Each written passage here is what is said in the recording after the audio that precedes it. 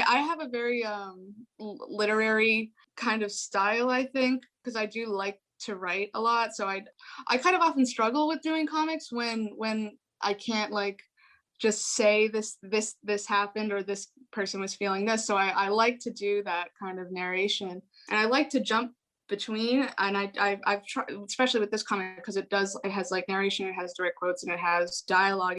I wanted the characters to kind of be very like in a story, rather than for lack of a better term, like fleshed out, because this is a short story. This is probably the heaviest dialogue. It was kind of a struggle to try to fit all that in, but I really wanted to get all of it because that was a direct quote from Daisy. And I think there's this panel at the bottom where I have the council's voice above Daisy, and she answers, "I did," and that's kind of a combining of like the narration and the dialogue.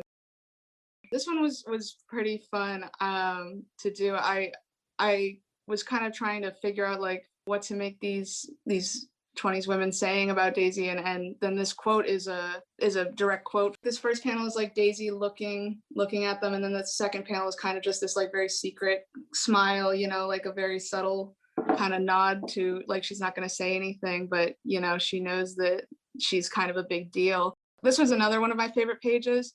I was doing a lot of this like hatching and cross hatching effect to like fill in white space, which was really fun to do. And I just like the way that the photo kind of goes off the page. I thought that was a fun thing to do. And I was looking at photo references, and they're obviously very old photos, so it was a bit hard to see some of the faces in detail.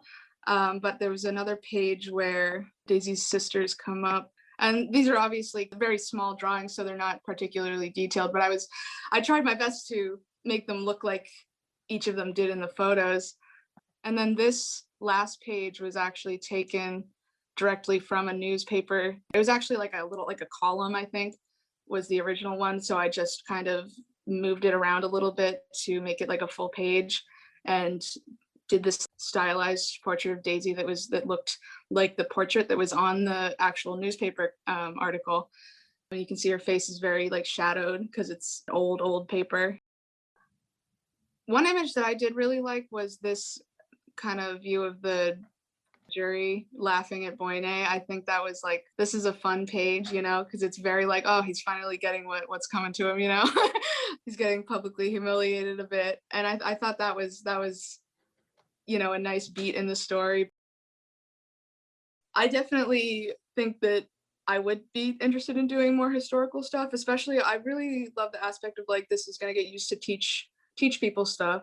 Comics kind of condense that information a little bit, and also the way that you're reading is totally different, and it works really well for like very visual people like me, because you're reading bodies and you're reading motions and stuff, if that makes sense, rather than words.